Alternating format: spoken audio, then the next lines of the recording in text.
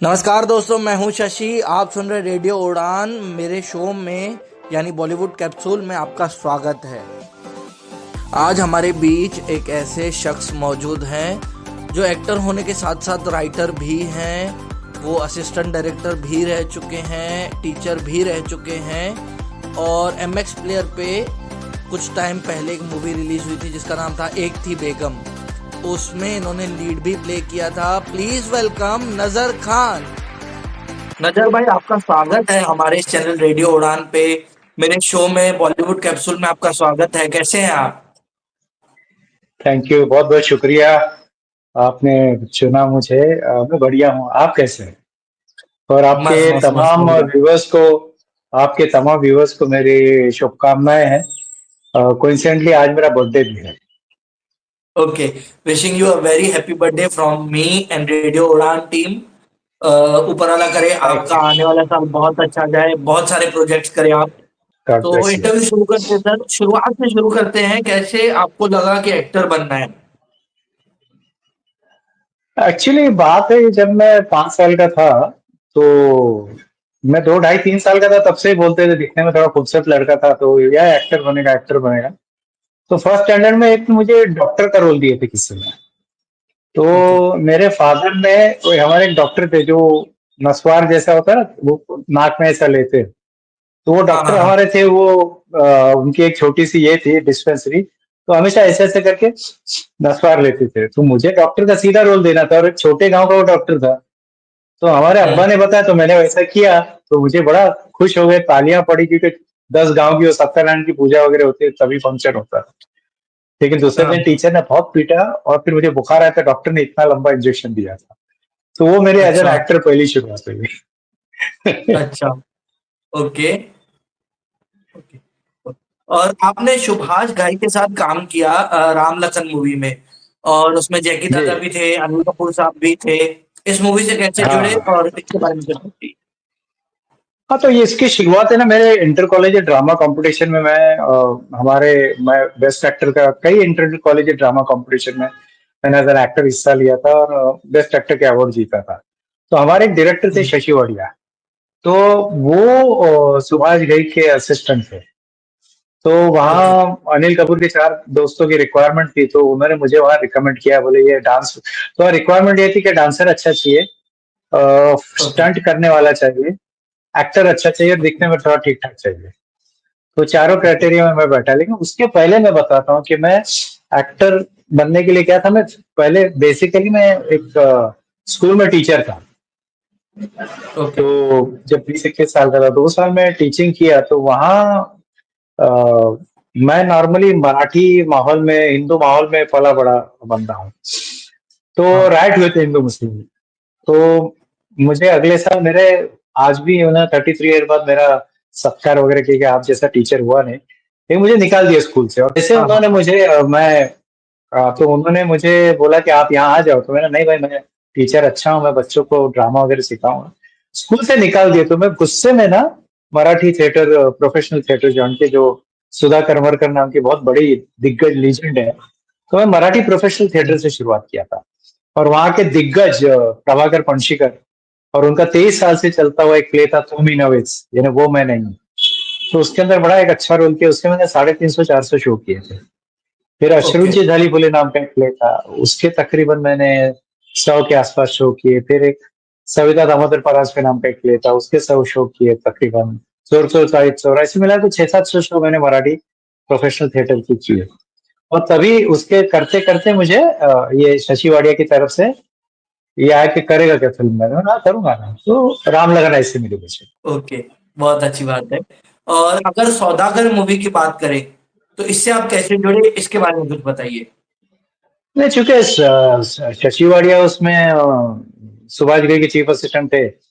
तो खलनायक में भी मुझे उन्होंने लिया, सौदागर में भी लिया। सौदागर मूवी को। और हाँ। सौदागर में मुझे एज एन विवेक मुशरान के टीम का, अभी वहां का एक अलग किस्सा है। कुल्लू मनाली में हम गए थे। तो तभी बड़ी ओके। हो हा थी कि भाई नया लड़का लिए, नया लड़का लिए। तो मोस्टली टाइम हाँ। लोग मेरा इंटरव्यू लेने आते थे और मैं बोलता था, भाई मैं नहीं, ये विवेक मुशरान, ये हीरो है। तो हाँ। ऐसे भी बातें हुई थी। तो उसमें मैं काम कर रहा था और तभी आउटडोर में ऐसा भी होता है, डायरेक्शन में भी उसके पहले मैंने सही परांजपे को असिस्ट किया था, कविता चौधरी को असिस्ट किया था। तो ओके। वहां 5 असिस्टेंट एकदम बीमार हो गए थे। तो शशि ने कहा ओके। कि ये असिस्ट भी करता है, इससे मेरे साथ असिस्ट भी किया है। तो मैंने अकेले ने पूरा सेट संभाला था। यानी उसमें राजकुमार थे, दिलीप साहब थे, और हाँ। दिलीप ताहिल थे, मुकेश खन्ना थे, बहुत बहुत सारे एक्टर थे। तो अकेला मैं पूरा सेट संभालता था। तो डायरेक्शन में मैंने ओके। तभी 20 दिन तकरीबन मैंने वो संभाला था। एक्टिंग भी की और डायरेक्शन में भी वहां काम किया ओके। और दिलीप कुमार साहब के साथ कैसा एक्सपीरियंस था आपका? मुझे ये भी पूछना था आपसे। था। अच्छा, कमाल। मैंने एक्चुअली क्या है, मेरा नजर खानी स्क्रीन नेम है। मेरा एक्चुअल नाम नासिर है। नासिरुद्दीन नाम है एक्चुअली। तो हाँ। नासिर उनके भाई का नाम था। तो ओके। मुझे वो पैड देते थे जो नॉर्मली चीफ असिस्टेंट के हाथ में रहता था। तो मेरा अच्छा। शशि वाडिया दोस्त ही था, अच्छा दोस्त था। तो बोला पकड़ना पैड, क्या हाँ। हुआ? तो पैड पकड़ता, लोगों को लगता देखो ना, कल आया नहीं लौंडा, चीफ असिस्टेंट बन गया। तो दिलीप साहब ओके। नासिर इधर, ये पकड़ो भाई, ये करो। वो तो बड़ा बहुत अच्छा है, बहुत अच्छा एक्सपीरियंस था। ओके। ओके। और गोविंदा यानी जी के साथ वहां आपने। हाँ। नहीं, बोलिए गोविंदा के बोलिए। बाद बाद में था, और राजकुमार जी के साथ भी बड़े इंटरेस्टिंग वहां किस्से हुए थे मेरे। क्योंकि ओके। बुलाने कोई जाते नहीं थे, डरते थे राजकुमार साहब से। तो हाँ। मैं तो कॉलेज में अपना ड्रामा वाला मस्ती करने वाला लड़का था। तो मैं चला जाता था। तो एक दिन में क्या, मैं बुलाता ना, अरे राज जी को तुम बुलाएगा ना? हाँ, उसमें क्या हुआ? तो मैं गया और हम्म। उनसे कहा कि राज जी शॉट रेडी है, आपको बुलाया है। तो बोला जाओ तुम्हारे चीफ को बुला लाओ। तो मैं हम्म। बोला ठीक है। तो मैं गया, शशि वाडिया को लेके आया। जानी, मैंने तुम्हारे चीफ को बुलाने कहा था, चीफ असिस्टेंट को नहीं। यानी हम्म। सुभाष घई को बुलाने कहा था। तो हाँ हाँ, मैं समझ। वही हंस दिया। तो यानी इस किस्म के बहुत किस्से उनके साथ हुए थे। तो ओके। बड़ा इंटरेस्टिंग था, बड़ा अच्छा था। और कमाल के इंसान है सब दोनों, दिलीप साहब राजकुमार। भले वो अकड़ वगैरह बोलते, लेकिन basically very nice person. Okay. हाँ, आप क्या पूछे ओके, थे मतलब गोविंदा के बहुत बारे में? फ्रेंडली थे और बहुत अप्रोचेबल थे, आपके कहने का ये मतलब है। हाँ, ये ना वो थोड़ा वो एटीट्यूड। एक बार वो जो खाई थी उसके अंदर चेयर लगा के बैठे, तो मैंने राज जी ये बहुत कोने में आपने लगा है। अच्छा, कुर्सी उठाए वहीं रख दिए, अब ठीक है? तो मैंने हाँ अब ठीक है। तो मजाक मस्ती भी उनका वो बेसिक था उनका टेस्ट। ओ- ओके। और गोविंदा जी के साथ आपने काम किया जान से प्यारा मूवी में। इसके बारे में कुछ, इसके एसोसिएशन के बारे में कुछ बताइए। नहीं, गोविंदा के साथ तो ऐसा था कि विरार में जब ये उनके फादर की सब पिक्चर फ्लॉप होके बंगला बिक गया था, तो ट्रेन में बैठ के विरार आए थे। तो विरार के हाँ। स्टेशन मास्टर मेरे नाना थे, मेरे अच्छा। मम्मी के फादर। तो वो फादर, जानते थे, हाँ। निर्मला देवी बहुत बड़ा नाम था कि क्लासिकल सिंगिंग में अरुण कुमार हीरो थे। तो अरुण कुमार तो नहीं ऐसे, निर्मला देवी दिखाई दी थी। तो उन्होंने अपने घर में किचन में पहले 6 महीने रखा, और फिर वो चौल बांधे, पीछे चौल बिल्ड की, तो उसके अंदर उनको एक कमरा दिया था। तो और ऐसा, तो बचपन से गोविंदा वहीं पैदा हुआ विरार में। तो मेरा बचपन का दोस्त है वो। मैं अभी दोस्त नहीं बोल सकता, क्योंकि बचपन का हम जानते हैं एक दूसरे। क्योंकि मैं भिवंडी से मई महीने की छुट्टी में और दिवाली की छुट्टियों में ननिहाल आता था। तो बहुत मस्ती करते थे। और मेरे मामा का टूरिंग का ऑफिस था, तो फिल्में देखते थे फ्री ओके। फंड में। एक फिल्म रोज जाके रोज फिल्म देखते थे। तो हमारी फिल्म की ट्रेनिंग एक्चुअली वहीं से हुई है। अच्छा। और जान से प्यारा है, इस मूवी के बारे में कुछ बताइए, कैसे जुड़े आप इस मूवी से? तो तन बदन फिल्म पहली उसकी थी। तो उसके जो डायरेक्टर थे आनंद जी, वो भी विरार में हमसे आते जाते थे। तो गोविंदा ने बोला कि ओके। यार मेरे को कोई ऐसा अपना अपना खुद चाहिए वहां, तो तू असिस्ट करेगा क्या? तो तन बदन पहली हम्म। फिल्म थी, उसमें मैंने एज एन असिस्टेंट डायरेक्टर काम किया था। हम्म। हाँ, तब से ओके। यानी वो फिर उसके बाद उसको अ, इल्जाम मिली, लव 86 मिली। फिर उसके बाद उन्हीं की एक फिल्म थी जान से बारह, उसके अंदर फिर मुझे आनंद जी ने बुलाया कि भाई अब आ जा एज ए चीफ असिस्टेंट, तू यहाँ काम कर ले। तो एज ए असिस्टेंट काम किया मैंने। और फिर राजा बुंदेला का डेट्स का कुछ प्रॉब्लम हुआ था, एक रिपोर्टर का रोल था। तो वो जानते थे मैं अच्छा। एक्टर हूँ।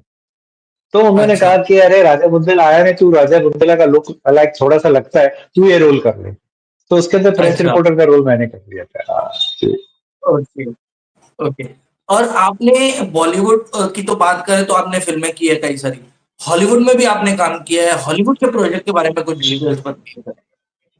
हाँ, वहाँ कैसा था, मेरे एक पहचान वाले थे जिनको फ़िल्म लाइन में आने का बड़ा शौक था, लेकिन वो कॉर्पोरेट लेवल में काम करते थे। तो मुझसे वो ओके। मालूमात निकालने की कोशिश करते थे और वो बोलते थे कि आप बहुत कमाल के एक्टर हो। तो मैंने 2 प्रोजेक्ट किए थे हॉलीवुड के, मैं उसका नाम भूल गया। और ये था ये जो हॉलीवुड का जो प्रोजेक्ट किया, तो उन्होंने मेरा फ़ोटो भेजे थे वहाँ। तो सिलेक्ट हो गया मैं, और उन्होंने फिर मद्रास ले जाके मैंने एक वो लेप्रेसी जिनको होती है, उसके आश्रम के एक रियल उसका एक कैरेक्टर था कि वो कैसे लोगों की सेवा करता है। तो ऐसी वो फ़िल्म मिली हुँ। थी मुझे। ओके। ओके। और मूवीज़ और बॉलीवुड आपने किया, उसके बाद आप टीवी इंडस्ट्री की तरफ चले गए। आपने क्राइम पेट्रोल किया, सावधान इंडिया किया, सीआईडी के कुछ एपिसोड्स किए। तो ये शिफ्ट क्यों हुआ? मतलब मूवी से आप टीवी में क्यों गए? नहीं, ऐसा नहीं था, देखो भाई, ऐसा था ना कि महीने का खर्चा निकालने के लिए पैसे चाहिए। वो तो है। क्योंकि फ़िल्म मैं कर रहा हूँ तो 1 दिन या 2 दिन फ़िल्म करने बाद 1 साल बाद दूसरी फ़िल्म मिले या 6 महीने बाद फ़िल्म मिले। तो मैं असिस्ट बराबर। करता था, मैं लिखता भी था, राइटिंग करता था, मैंने कई फ़िल्में लिखी तभी, लेकिन कभी वो शुरू बिल्कुल। नहीं हुई। बट वो लिखता था मैं, डिस्कशन में मैं जान से प्यारा के डिस्कशन में मैं बैठता था। तो अभी भी याद है अच्छा। मुझे, जैनेंद्र जैन साहब बोलते थे कि मैं सीन खत्म होने, मैंने बोला ऐसा हो सकता है क्या? तो हुँ। पहले तो वो नाराज़ हो गए, फिर दूसरी बार बोला, बोले नहीं आपने बोले थे मुझे पता चला। तो आनंद जी बोले कि नहीं ये अच्छा सोचता है, राइटिंग का इसको सेंस है। तो हुँ। बोले सेंस नहीं है, इस पे सीन की आमद होती है, इसको अगला सीन कैसे दिखता है यार? तुम हुँ। स्क्रीन प्ले, तुम डायरेक्टर बनो, एक्टर एक्टर मत बनो, तुम राइटर डायरेक्टर बहुत अच्छे बनोगे। तो मैंने जी, जी थैंक यू सर, अपॉर्च्युनिटी मिलेगी तो ज़रूर मैं काम करूँगा। तो वहाँ जान से प्यारा में मुझे वो काम मिला, और उसके बाद फिर पेइंग गेस्ट का पैसा होता था भाई, महीने के खर्चे होते थे। तो हुँ। डायरेक्शन करता था, एक्टिंग का काम मिलता था, सीरियल में मिला तो वो कर लेता था। पहले डीडी की बहुत सारी सीरियलें की थी।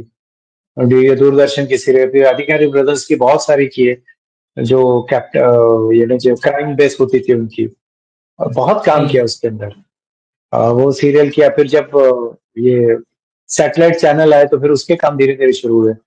और मैं सीआईडी में पहला पायलट एपिसोड जो मेन ऑफिसर मुझे सिलेक्ट किया गया था, तो मैंने उसमें भी काम किया। पहले 2 एपिसोड पे मैंने एज़ अ मेन ऑफिसर भी किया था काम। और काम मिलता था, लोग पसंद करते थे, बुलाते थे। तो मेरा ऐसा नहीं था कि मुझे हीरो ही बनना है। मेरा एक पहले बड़ा क्लियर कट था, मुझे हर किस्म का रोल करना है। मैं क्योंकि मराठी थिएटर का होने की वजह से हीरो वाला चक्कर नहीं था। वहाँ ये था कि एक कंप्लीट एक्टर कैसा होता है जो हर किस्म का रोल करे।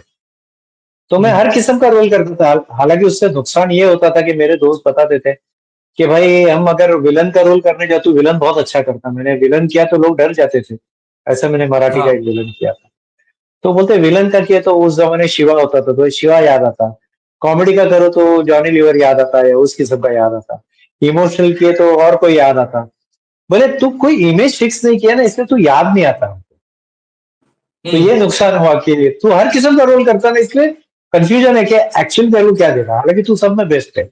तो मल्टी टैलेंटेड होना और हर किस्म का रोल करना, मैं आज की जनरेशन को बताऊं कि अगर आपको बढ़ना है तो कोई एक टिपिकल अपना पकड़ो, विलन, कैरेक्टर, हीरो जो भी है, और फिर उसी को हुँ। फोकस करके उसमें काम करो, तो आपको लाइन मिलती है और आप तरक्की करते हो।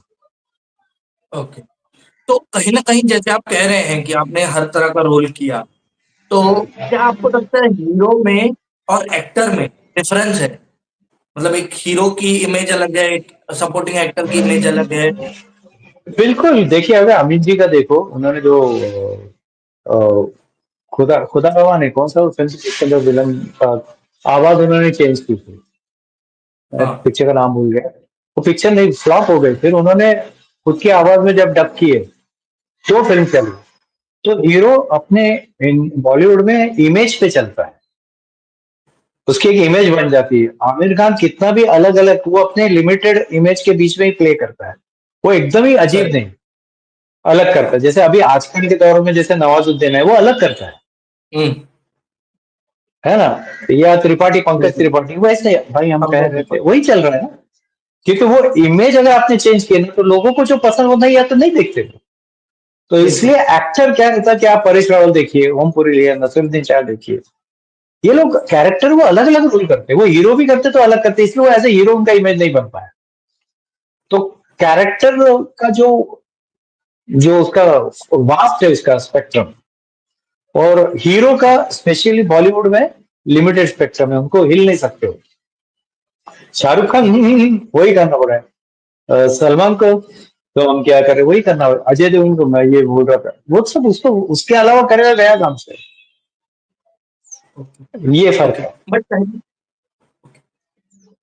और कहीं ना कहीं आपको लगता है कि मतलब ये जो हीरोज को ज्यादा पैसे मिलते हैं और सपोर्टिंग कास्ट को उतने पैसे, मेजर चंक ऑफ बजट जो है वो हीरो ले जाता है, और बचे कुछ पैसे जो है, बहुत कम पैसे जो है सपोर्टिंग कास्ट को दिए जाते हैं। तो कहीं ना कहीं आपको लगता है ये पार्शियलिटी है दोनों के बीच में?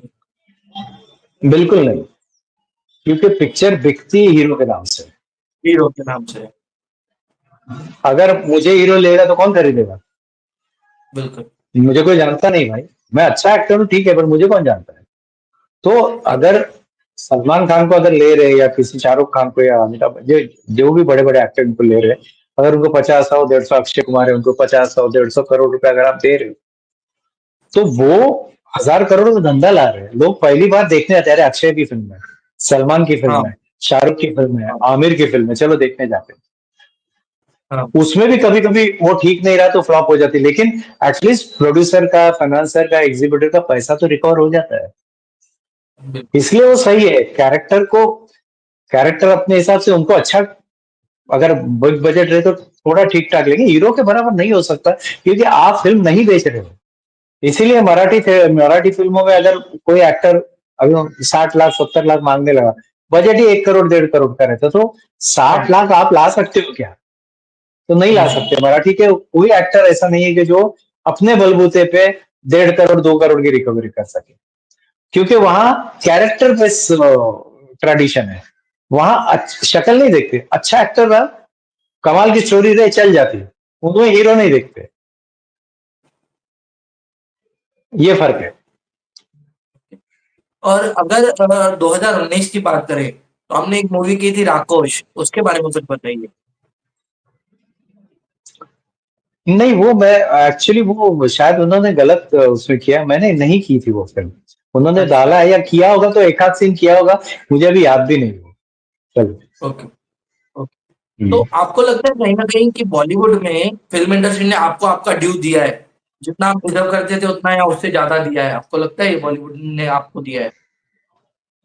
मैं बोलता हूँ बॉलीवुड तो देने तैयार है। मैं जो मुझे हम्म। आज 20-30 साल के बाद रियलाइज हुआ, मैं पहले यही बोलता था, मैं इतना अच्छा एक्टर हूँ, मुझे मुझे क्यों नहीं मिल रहा जो चाहिए, मुझे क्यों नहीं वो पैसे मिल रहे, मुझे क्यों नहीं ये मिल रहा है। तो हम्म। मेरी एक खुद की एक प्रॉब्लम है, जैसे हम लोअर मिडिल क्लास से आने वाले लोग हैं ना, काम हाँ। मांगने के लिए या बड़े लोगों के पास जाके काम मांगने के लिए डरते हैं। हम्म। एक फियर बराबर। रहता है, फियर ऑफ रिजेक्शन रहता है। करेक्ट। आप कितने भी अच्छे एक्टर हो, लेकिन आपकी, देखिए आप फिल्म लाइन के जितने बच्चे हैं जिनके माँ बाप फिल्म लाइन, उनको मालूम है इंडस्ट्री के नॉर्म्स क्या है। नया लड़का आता है, सुपरस्टार बन जाता है, फ्लॉप हो जाता है, क्यों? उसको नहीं मालूम कि लाइन कैसी चलती है। कैसी तो चलती है, हाँ। मुझे मुझे मेरा ड्यू मुझे खींच के लाना चाहिए, मुझे अपने आप को सेल करना चाहिए, मुझे चमचेगिरी करना, जिसको लोग चमचेगिरी चलते हैं, मैं बोलता सेल्स है, मार्केटिंग है। जो मार्केटिंग करते हैं, जो आते लोग, जो हाँ सर जी पैर छूते, ये कर वो करिए, जो जो काम करते काम पाने के लिए। और मैं बोलता नहीं नहीं, मैं नहीं ये जाके पैर छुओ, सर काम दो 10 बार, मैं नहीं जाऊंगा, मैं एक्टर हूँ यार। तो मैं एज एन एक्टर अगर थिएटर करता हूँ खुद के खुशी के लिए और कोई जॉब करता हूँ तो ओके था, लेकिन मैं एक्टरों को कहना चाहता हूँ, आप एक्टर हो, आपने अगर ये प्रोफेशन चुना है तो प्रोफेशन के नॉर्म, रूल्स एंड एथिक्स यहाँ के मानने पड़ेंगे। यहाँ सेल करना पड़ेगा भाई, यू आर अ प्रोडक्ट, आपको सेल करना पड़ेगा। आप सेल नहीं करोगे तो कैसे जाओगे? आप जैसे लोग, तू इतना हैंडसम है, इतना अच्छा एक्टर है, नेचर का कितना अच्छा है, उसका कुछ लेना देना नहीं। आपको बेचना आता है खुद को तो नहीं। होगा, नहीं बेचना आता है नहीं होगा। बॉलीवुड जो बेचने आता है उसको भर भर के देती है, जिसको बेचने नहीं आता उसको नहीं देती। तो उसमें मुझे नहीं मिला, ये मेरा दोष है। मैं अपने आप को सेल नहीं कर पाया, मैं अपने आप को मार्केट नहीं कर पाया। अगर मार्केटिंग अच्छा होता या जो भी मैंने उस वक्त जो डिसीजन लिए वो एक एक होता है ना, एक इमोशनल एक्टर जो था, बहुत इमोशनल सेंटिमेंटल, तो एक्सेंट्रिक टैलेंटेड और बहुत अच्छे एक्टर नहीं चलते, या मीडियोकर एक्टर चलते, क्योंकि उनको मालूम है गेम कैसे खेला जाता है, इससे काम कैसे पाया जाए, इसकी कैसे फील्डिंग की जाए, इसको कैसे हाजी हाजी किया जाए, और एक बार काम मिल गया तो लात मार देना है। ऐसे भी लोग हैं। ये भी दिमाग वाला काम है और ये भी अरे अच्छा, चापलूसी भी है एक जैसे मैं किस्म आपको की। बताता, बिल्कुल जैसे मैं और गोविंद आप लोग साथ स्ट्रगल करते थे, हाँ तो गोविंदा सबके पैर छुए, डांस के, हाँ जी सर, हाँ जी, इसके पास जाए उसके पास। हालांकि उसके मामा प्रोड्यूसर थे, तन बदन फिल्म उनको देने वाले थे, लेकिन फिर भी वो सबके, मैं बोला ये क्या, ये तभी हम लोग क्या 20-21 साल के थे, तो तभी के एक बहुत बड़ा स्टार था जिसको मैं नाम नहीं लूंगा, वो, मैं बोला दारू पीता है, लड़की आ गई, ये वो, हम लोग, मैं गोविंदा शरीफ बच्चे, लड़की से नहीं, शराब नहीं, ऐसे हम स्मॉल हाँ टाउन से आए हुए हाँ। थे। मैंने क्या पैर छूता यार उसके, क्या ये हट, गंदा आदमी है वो। बोले नहीं, मैं उसके पैर इसलिए छू रहा हूँ कि मैं उसके पैर खींचूंगा। तो उसके पैर छूकर कभी तो, मैं तो, मेरा पत्ता कट कर देगा वो, अगर मैं हीरो बन के आऊंगा तो। मैं, तेरा पत्ता क्यों कट करेगा? अरे तू नहीं समझता। तो वो करते करते कई लोग जाके कई जगह बर्थडे पार्टी में डांस करता था, हाँ जी हाँ जी, ओके ओके। वो स्ट्रैटेजी के उसको बहुत कमाल का उसने खेल खेला, और प्लस उसके मामा उसको प्रोड्यूस कर रहे थे, तो एड देना या उसको अच्छे कपड़े या बड़े बड़े लोगों से मिलवाना, तो मामा का भी हाँ सपोर्ट था। तो बेसिकली जो भी है, नवाजुद्दीन सिद्दीकी को 14-15 साल लगे, इन्होंने भी अपनी मार्केटिंग की है, सब लोगों ने अपनी मार्केटिंग किया, उनका अंदाज अलग था, उन्होंने अपना ग्रुप बनाया, ग्रुप के अंदर ही गए। तो मार्केटिंग करना बहुत जरूरी है, क्योंकि ये आपने प्रोफेशन चुना है, और तुम इसमें प्रोडक्ट हो, तो आपके प्रोडक्ट ओके। को कितना अच्छा गोल्डन वर्क लगाते हो, किस तरह लाली पाउडर ला के पेश करते हो, दैट इज इम्पोर्टेंट। और दैट्स वाई मैं इंडस्ट्री का बिल्कुल दोष नहीं देता, जो भी अगर मैं कामयाब, ये जो पैसे नहीं है, I am solely responsible for that. बहुत कम ऐसे होता है कि लोग जो है अपनी गलतियां माने या अपनी चीज को ऑनेस्टली कहें। तो ये आप कह रही हैं बहुत बड़ी बात है, ये भी एक बहुत बड़ी बात है। और अगर इसके आगे जैसे मैं आप कह रहे हैं। मैं इसमें कट कर, मैं इसलिए ये कह रहा हूं, ताकि ये अगर एक्टर कोई देखे तो समझ में आए कि हाँ भाई ईगो में मत जा, हाँ। एटीट्यूड मत दिखा, मेरे को चाय नहीं मिले, वो चिल मत करो सेट पे, हम्बल रहो। ओके हम्म, सर, कामयाब होते नहीं तब तक हम्बल रहो, कामयाब बनने जाने के बाद आपका हर कोई एटीट्यूड सहन करेगा। तो ये मेरे इंटरव्यू के जरिए, आपके जरिए, आपके चैनल के जरिए, मैं उन नए एक्टरों को या जो एटीट्यूड वाले एक्टरों को बताना चाहता, हाथ जोड़ के भाई प्लीज, हम लोग यहाँ आए कामयाब बनने के लिए आए, एटीट्यूड बताने के लिए या उसके लिए नहीं आए। हमारा जो टैलेंट है वो लोगों तक पहुंचाने आए, हम अपने आप को एक्सप्रेस करने आए, वो हमारा काम है। डर के रहना, कैसे बात करूं, ये कर छोड़ो, अगर डर लग रहा है तो दोस्त बनाओ, काउंसलिंग लो, जो करना है वो करो, लेकिन सेल्स, मार्केटिंग करो। ये आपके चैनल के थ्रू बताना चाहता हूं, इसलिए मैं ऑनेस्टली ये बता रहा हूँ। Okay okay. और अगर इसी के आगे चले, आज जो कास्टिंग हो रही है, जैसे आप बोल रहे हैं मार्केटिंग, आज जो भी कास्टिंग होती है सीरियल्स में वो फॉलोअर्स के बेसिस पे होती है कि इंस्टाग्राम पे कितने फॉलोअर्स है, फेसबुक पे कितने फॉलोअर्स है। तो कहीं ना कहीं आपको लगता है कि ये गलत है, इंसान के टैलेंट को देख के कास्टिंग की जानी चाहिए और ये सब चीजें सेकेंडरी होनी चाहिए? क्या कहना है इस पे आपका? नहीं, कुछ हद तक आप जो बोल रहे हो सही है, लेकिन देखो ये है ना, धंधा है, बिजनेस है, हाँ वो तो है। ये बिजनेस है, और इसमें जब तक रिकवरी नहीं है तो आप कोई अच्छी क्लासिकल चीज बना रहे हो और 5 करोड़ रुपए खड्डे में डालने के लिए तो नहीं है। कोई भी, अगर नहीं है। हमारे यहाँ भी, मैं डायरेक्शन में जब लोगों के पास जाता हूँ कि मराठी फिल्म का प्रोजेक्ट 1.5 करोड़ या 2 करोड़ का या 2.5 करोड़ का बताता हूँ, तो मुझसे पहला सवाल पूछते, सर रिकवरी क्या है, हम्म। इसकी रिकवरी कैसे होगी? तो अभी ये जो बराबर। जो जो इन्फ्लुएंसर है, ये जो जिनके बहुत सारे, तो रेडीमेड वो वीवर मिल रहे हैं ना, उनको एड मिलेगी, रेवेन्यू जनरेट होगा, लेकिन ऐसा होने के बावजूद भी अच्छे एक्टरों को काम मिलता है, नहीं ऐसा नहीं है।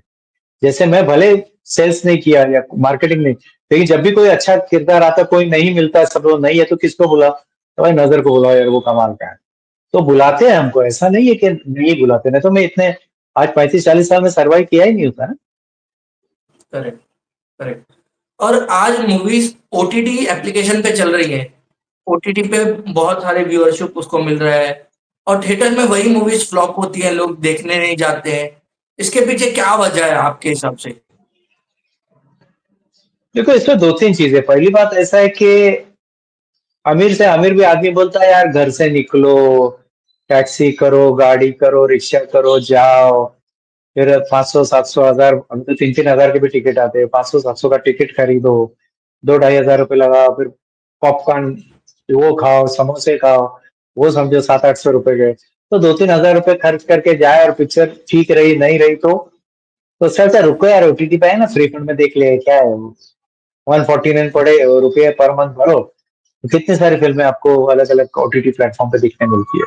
तो ये एटीट्यूड हुआ, लेकिन इतना होने के बावजूद भी थिएटर में जो फिल्में चलने वाली वो चलती है, ऐसा नहीं है कि बिल्कुल नहीं चलती।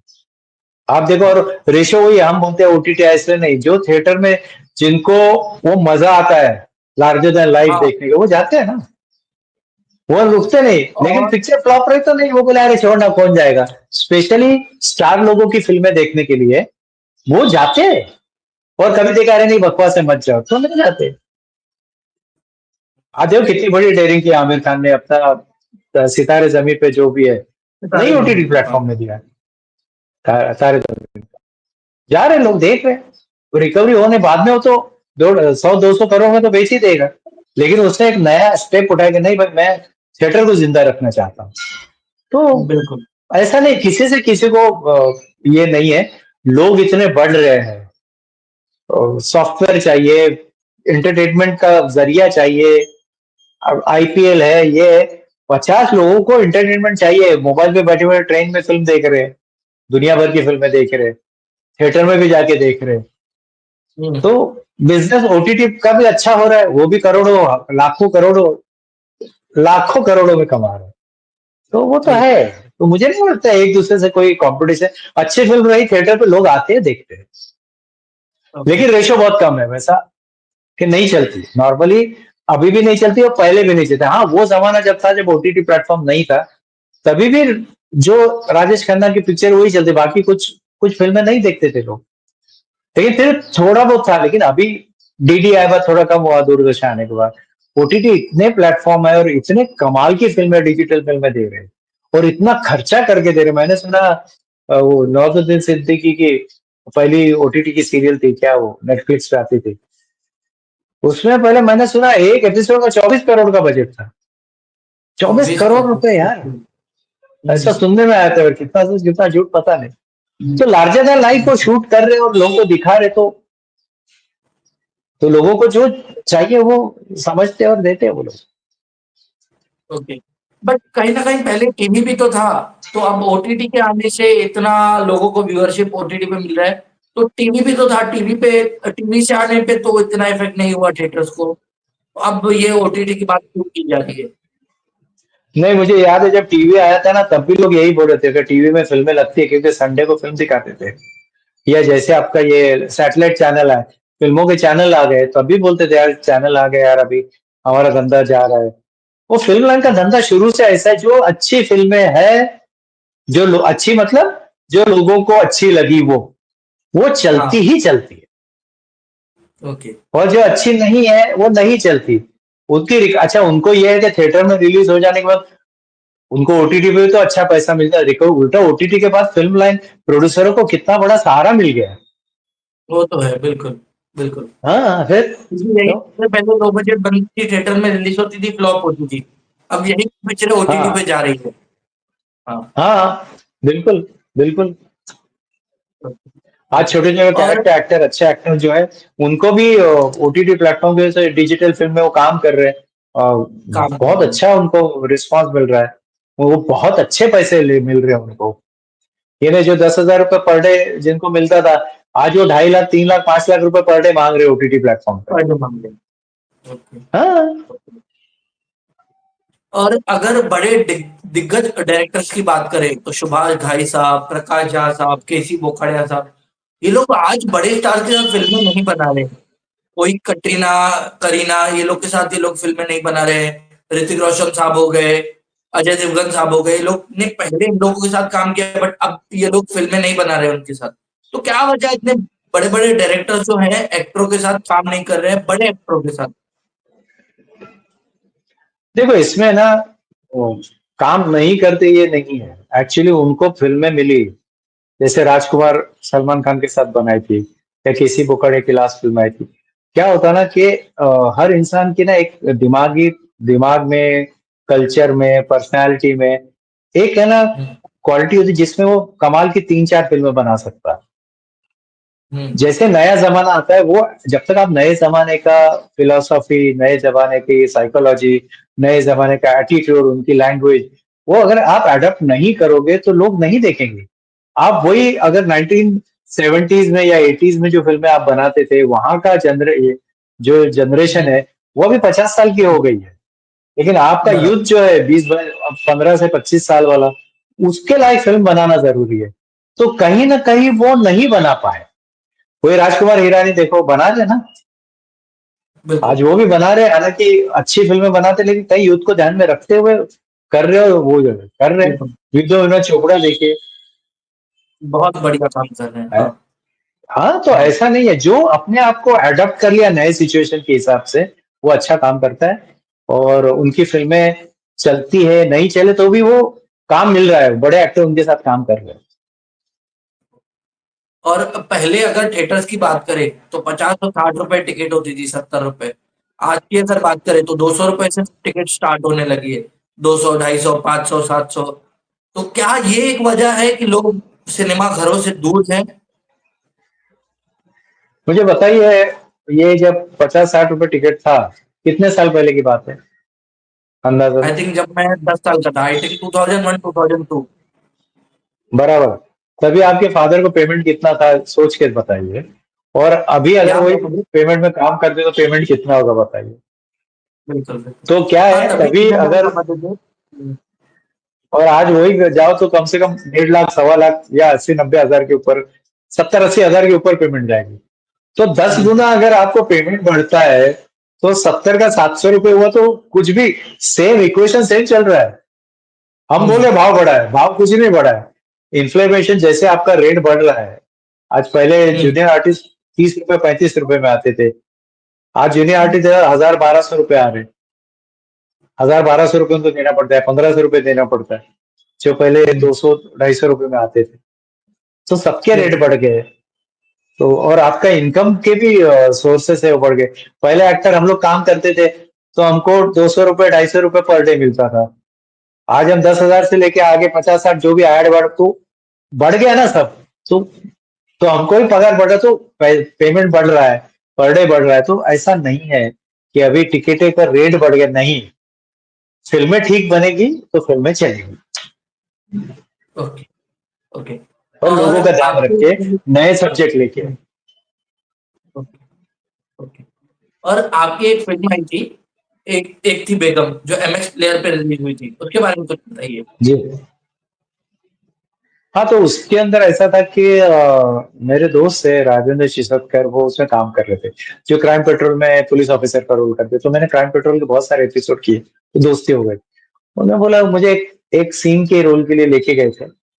तो डायरेक्टर थे, तो उन्होंने कहा कि नहीं, अभी आप ये रोल करो। हम्म। सचिन दरेकर जो डायरेक्टर, राइटर डायरेक्टर थे, उन्होंने बोले किया। और बहुत अच्छा लगा। मैंने पहले सीजन में मेरी डेथ हो गई थी, मुझे शूट किए थे, तो चैनल से है नहीं, इसका शूट का कैंसिल। शूट में तभी 7-8-10 लाख रुपए खर्च किए थे। फिर मुझे रिवाइव किया और सेकंड सीजन में लाया मुझे। तो उनको काम पसंद आया था वो मेरा। तो ओके। इस तरह सेकंड सीजन में काम किया। और सचिन दरेकर एक्सीलेंट डायरेक्टर थे।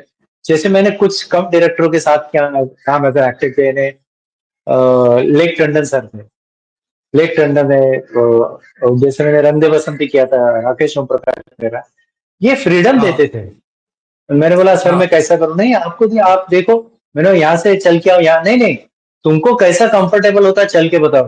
हम्म। मेरा साहब ने कहा था, और मैं वैसा एंगल लगाऊंगा। तो ये कितनी बड़ी बात है, रंग दे बसंती जैसा एक्टर, हाँ। आप चलो, आपको जहाँ कंफर्टेबल चलना है चलो, उस हिसाब से मैं एंगल लगाऊंगा। और लेक टंडन साहब को मैं अच्छा। पूछता था, मैं, ओ पुत्र तुझे जैसा ठीक ले कर ले, गलत लगा तो रोक दूंगा मैं, तुझे क्या लगता है, बिल्कुल। तुझे क्या कैरेक्टर समझ रहा है। हाँ। तो ये जो है वैसे सचिन दरेकर था कि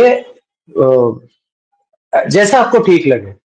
फिर कई बार वो आके एक बार बताए भी थे कि जो मेन विलन था उसका, तो मैं थोड़ा और हावी हो रहा था। तो उसने बोला सर हम्म। हमारा मेन विलन है, उसी के ऊपर टीआरपी चलती है। तो यहाँ आपका हावी होना ना थोड़ा 10% कम कीजिए, ताकि वो विलन हम्म। विलन रखे बड़ा रहे, तभी वो हीरोइन जब मारेगी तो लोगों को मजा आएगा। बिल्कुल तो बिल्कुल ये बिल्कुल, हाँ। सोच है। और वो ना आजकल के एक्टर क्या बोलते हैं, अबे मैं उसको खा रहा था, मेरे को जबरदस्ती बोला काम कर। ऐसा नहीं है। हम्म। जैसे जैसे सरोज खान ने एक बार मुझे बोली थी, मैं इलू इलू इलू इलू क्या है गाना में, मैं हीरो की लाइन गाया, तो बोले तुम हीरो हो क्या, है क्यों आ रहे हो हीरो की लाइन। तो फिर हाँ उन्होंने बाद में बताया बेटा, हीरो फिल्म चलाता है, बिल्कुल। तो हीरो को कभी भी कम नहीं करना चाहिए, हीरो को बढ़ाते रहना चाहिए। विलन बढ़ाते उसका, हैं। तो विलन से बड़ा हीरो से बड़ा विलन दिखेगा, तब हीरो उसको मारेगा तो लोगों को लगेगा, हाँ अच्छा है। तो ये सारे बेसिक हमको 10-15 साल करते करते समझ में आए। ओके। और इस हाँ, कैरेक्टर की अगर बात करें, तो आपको लगा नहीं कि यार ये ओल्ड एज कैरेक्टर है, ये मुझे नहीं करना चाहिए? नहीं मुझे कभी नहीं ऐसा लगा, मैं एक्टर हूँ। और ओके। और वो उम्र बड़ी क्या थी, यानी हीरोइन हमारी 25-26 साल की, हीरो 30 साल का है। मैं 50 ईयर्स का था तभी, 50 के बिल्कुल। ऊपर ही था। तो मेरे एज के हाँ। हिसाब से करेक्ट था, वो कोई बूढ़े का कैरेक्टर तो दौड़ रहा है, चल रहा है। लेकिन वो कैरेक्टर कमाल था, यानी उन्होंने जिस तरह से उसको शेप किया, जिस तरह डिजाइन किया, जिस तरह लिखा, जिस सिचुएशन उन्होंने क्रिएट की, तो मुझे एज एन एक्टर हर सीन में अलग अलग वैरायटी वैरायटी से मैं परफॉर्म कर पाया उसमें। तो सब already goes to Sachin Darekar and whole team of एक थी बेगम वन एंड एक बेगम टू। ओके। और अगर इकोनॉमिक्स की बात की जाए, तो जो ओटीटी पे अभी एमएक्स प्लेयर पे जैसे ये फिल्म बनी, तो कितने में बनी और कितना रिकवरी आया, इस पे कुछ आप जानकारी दे पाए तो? मुझे जो सुनने में आया था ना कि वो तभी कुछ एक एपिसोड का ऐसा सुनने में आया था, 50-60 लाख रुपए कुछ मिल रहे थे उनको। अच्छा। और उसमें का वो एक भी पैसा बचा नहीं रहे थे। वो अच्छा। दाऊद का टाइम 90s का क्रिएट कर रहे थे। और वो इतने तकलीफ में, यानी बिल्कुल तकलीफ में गुजर। पार्ट 2 में उनको बहुत अच्छा पैसा मिला, लेकिन वो पूरा पैसा उसमें खर्च करते थे। नहीं, अगर 50 लाख 60 लाख का है तो मुश्किल से 2-3-4 लाख उनको बचते होंगे, पूरा पैसा वो खर्च करते थे। उस टाइम का कॉस्ट्यूम, उस टाइप की गाड़ियां, उस टाइम का ओके। पूरा सिचुएशन, रोड क्रिएशन, पूरा वो खर्च करते थे। तो ओटीटी पे डिपेंड्स है, कितना किसको कितना मिलेगा क्या है। अभी मैंने बोला ना वो सीक्रेट गेम में वो तो 25-25 करोड़ एक एपिसोड का दे रहे थे। एक ये एपिसोड, हाँ। सुनने में आया नवाजुद्दीन को तभी, हाँ 4-5 करोड़ रुपए मिलते थे एक एपिसोड। बिल्कुल। ऐसा सुनने में आया, मुझे नहीं मालूम सच्चाई क्या है, ऐसा लोग तो बोलते हैं, इसलिए मैं बता रहा हूँ। तो उसका कोई गणित मुझे नहीं पता। छोटे छोटे ओटीटी प्लेटफॉर्म के लिए मैं लिखता भी हूँ, मैंने एक ओटीटी प्लेटफॉर्म के लिए लिखा भी था। वो 5 लाख में एक हम्म। एपिसोड बनाना चाहते थे, तो वो हम्म। बना के दिए, 5 लाख खर्चे, अभी ओटीटी प्लेटफॉर्म वाले उड़ के चले गए अब। तो ऐसा भी अच्छा। होता है। हाँ। ओके। ओके। और आजकल नए जो लोग हैं, वो लोग मास मीडिया सीख रहे हैं कॉलेजेस में, और फिर आईफोन से या फिर हैंडीकैम से मूवीज शूट कर रहे हैं। तो ऐसा पॉसिबल है हैंडीकैम या मोबाइल से शूट की हुई मूवी को हम बड़े पर्दे पर रिलीज कर सकते हैं? क्योंकि ऐसी एक मूवी थी, लव सेक्स और हाँ, धोखा। हाँ वो आईफोन में है, और देखिए हर फोन में 4K क्वालिटी का ये है, 8K आया हुआ है। जबकि हाँ। 90% थिएटर जो 2K पे चलते हैं। हाँ। हालांकि आप कोई भी मोबाइल, आप लोगों को 4K का मोबाइल है, तो 4K के मोबाइल में फोर शूट के करो का तो क्यों मूवी। नहीं होगा, डेफिनेटली होगा। हाँ, और ये अगला ओके। दौर तो यही है। हाँ, और ज्यादातर अगर ओटीटी प्लेटफॉर्म तो मोबाइल पे ही सब होने वाला है। तो अगर परसेंटेज देखो तो अगर 20% अगर फिल्में बन रही है बड़े कैमरे से, तो ये 40% 60% तो छोटे कैमरे में लोग बना ही रहे हैं ना। या मेरे को रेशो भी नहीं ओके। पता होगा तो, लेकिन बना रहे लोग। और बिल्कुल बिल्कुल। क्वालिटी एंड में वही है, content, quality, performance, direction, music, complete एक कंपाउंड आर्ट है ये। कंप्लीट जब बैलेंस हो जाता है तो वो चलता है। वो चाहे आप साथ में मोबाइल से बनाओ तो भी चल सकता है। मैंने तभी वो एक फिल्म आई थी इनकी, मैंने तभी वो नया नया वो E5 5D कैमरे पे शूट कर रहे थे। तो 5D कैमरे ओके। में भी लोग फिल्म बनाए और रिलीज हुई है, ऐसा नहीं। टेक्निकली थोड़ा ये कि पैन करो तो ब्लर आता है, तो ज्यादा फास्ट प्लान पैन मत कीजिए, धीरे धीरे कीजिए, या पैन की जरूरत मत कीजिए। तो टेक्निकली थोड़ा, या मोबाइल ऐसा करे तो ब्लर आ जाएगा, जबकि बड़े कैमरा देते हैं उसमें ब्लर नहीं आता, क्लैरिटी आती है। तो उसकी लिमिटेशन देख के आप शूट करो ना, आपको किसने मना किया? ओके। और आपने क्राइम पेट्रोल भी किया, सावधान इंडिया भी किया। सो बीइंग एन एक्टर मैं आपसे पूछना चाहूंगा कि आपको लगता है इसका जो इम्पैक्ट है, मतलब बहुत लोग अगर ज्यादा क्राइम शो देखेंगे तो मेंटली वो लोग उनका इम्बैलेंस होगा, मेंटल स्टेट। नहीं, इम्बैलेंस का तो पता नहीं मुझे, लेकिन एक है कि शुरुआत के दौर में ना लोग इतने खुश हुए, उनको पता चला कि भाई ऐसा भी होता है, क्योंकि क्राइम पेट्रोल में ज्यादातर अ, जो सत्य घटनाओं पे आधारित होता है। आधारित तो है, लोगों हाँ को हाँ। पता चला, अरे बाप रे ऐसा है। लेकिन फिर देखने अच्छा ऐसा भी होता है, ऐसा तो एडिक्शन हो गया, हम्म। लोगों को एडिक्शन हो गया। और कई बार उसमें ऐसा मुझे लगता है, क्योंकि मेरा एक और भी क्वालिटी है, मैं 5 साल साइकोथेरेपी की पढ़ाई किया हूँ, 5 साल मैंने हम्म। ऑन्टोलॉजी की पढ़ाई किया हूँ, और 2-3 साल में स्पिरिचुअल की भी पढ़ाई किया हूँ, फिर मैं कोर्सेज किया हूँ। तो मैं काउंसलर भी हूँ, और मैं कोच भी हूँ, मैं कोचिंग भी देता हूँ और काउंसलिंग भी करता हूँ। तो मुझे दिखता है कि आप जब एडिक्टेड हो जाते हो ना, तो शायद आपके अंदर में एक फियर, तो हाँ बाहर भी जाने से आप डरते हो, तो कहीं बिल्कुल। ना कहीं वो डेवलप हो रहा है। अगर कंटिन्यूस आप 5-7 साल कंटिन्यू देखते रहो, और कई लोगों के दिल में बिल्कुल नहीं है, वो एंजॉय कर रहे हैं। जैसे हमारे एक दोस्त हाँ। है, वो एडवर्टाइजिंग एजेंसी चलाते, बोले दोपहर को खाने के साथ में अगर क्राइम पेट्रोल नहीं देखूं तो वो खाना अच्छा ही नहीं लगता। ओके। तो उनका ये, तो मैंने बोला क्या अच्छा लगता, कि ये है कि जो गलती काम करेगा वो पकड़ा जाएगा, उसको फटके पड़ेंगे। अब उनका अप्रोच ये है, वो खुश हो हाँ। जाते हैं, और हाँ, वो कुछ बोलते हैं, अरे बाप रे। तो आप कैसे हम्म। देखते हो, आपकी साइकोलॉजी क्या है, आपकी पर्सनैलिटी क्या है, उसके ऊपर डिपेंड करता है। जो ऑलरेडी एंजाइटी में है उनकी एंजाइटी बढ़ेगी, जो हाँ। ऑलरेडी कॉन्फिडेंट लेवल में है, सिर्फ एंजॉय करने के लिए देख रहे हो, वो एंजॉय करेंगे। So it is varies from person to person. Okay, क्योंकि मैं जब देखता था तो बॉम्बे को वो लोग बहुत अच्छे से दिखाते थे। लाइक स्लम एरिया है उसको बहुत अच्छे से कैप्चर करते थे, या बॉम्बे की छोटी छोटी गलियां हैं, ट्रेन है, स्टेशन है, बहुत अच्छा कैप्चर करते थे। तो मैं वो बॉम्बे देखने के लिए क्राइम पेट्रोल देखता था। एक्चुअली वैसा नहीं है, कैमरा है ना, वो चीज को अच्छा बना देता है। वो तो है, हाँ वो तो है। आप कैसे शूट कर रहे हो वो दिखता है। अब मुझे बताओ, आपने धारावी देखे कैमरे में और हाँ, देखता हो, और रियल में जाके देखे बाद आपको क्या फर्क दिखाई दिया? रियल में सभी शायद आसमान उतना का अच्छा फर्क ना है। लगे। हाँ, रियल में उतना अच्छा ना लगे। हाँ, हाँ। तो वो है, तो वो दिखाते हैं, उनका काम है दिखाना, जो है वो दिखाना, अच्छे से दिखाना। तो बिल्कुल। वो अपना काम कर रहे हैं कैमरामैन, कितना बेटर तरीके से मैं धारावी को दिखा सकता हूँ, कितना बेटर तरीके से मुंबई को दिखा सकता हूँ। वही वो गुजरात की शूट करे तो वहां बताते, हरियाणा में किए तो वहां उसको बेटर बताते, कोलकाता किए तो वहां बताते। तो ऐसा कुछ भी नहीं बिल्कुल। है। उनका काम है क्या, सिनेमाटोग्राफर का काम है, डायरेक्टर वो टीम मिलके, यार लोगों को ऐसा भी नहीं यार क्या पका रहा है, नहीं। या गंदी दीवार दिखा दो तो लोग अरे यार ये क्या दिख, थोड़ा ठीक ठाक कर, थोड़ा एंगल ऐसा लगा। ओके। ओके। और कहीं ना कहीं आपको लगता है कि जो 2007 तक सी ग्रेड बी ग्रेड फिल्में चली, 92 हम्म। से लेकर या 80, लेट 80 से लेकर 2007 तक जो भी सी ग्रेड फिल्में चली, उसमें जो वल्गर सीन्स थे, और अभी भी काफी फिल्में हैं जिसमें vulgar scenes, over the top vulgar scenes दिखा रहे हैं। तो क्या आपको लगता है ये वल्गर सीन्स नहीं दिखाने चाहिए मूवीज में? जैसे मैं आया था ना, तो मुझे सी ग्रेड फिल्म की बहुत ऑफर आई थी, लेकिन मेरे अच्छा। दिमाग में ये था, चूंकि मैं टीचिंग बैकग्राउंड से आया था, थोड़ा माँ बाप का इधर शरीफ अच्छा बच्चा वगैरह था, तो मैं बोलता अगर मैं ये गंदे सीन करूंगा, और आज 20-15 साल बाद अगर मेरे बच्चे ये देखेंगे तो क्या सोचेंगे मेरे बारे में। नहीं किया, मुझे कई ऑफर आई थी सी ग्रेड की, इवन साउथ में भी बुलाया था मुझे, मैंने नहीं किया। मैं तकलीफ में रहना ठीक समझा, लेकिन मैंने नहीं किया। और ओके। फिर अभी जब ओटीटी प्लेटफॉर्म पे दिख रहा है सब कुछ दिख रहा है ना हाँ अभी। बिल्कुल आप बिल्कुल। नेटफ्लिक्स पे आ रहा है, सब कुछ दिख रहा है।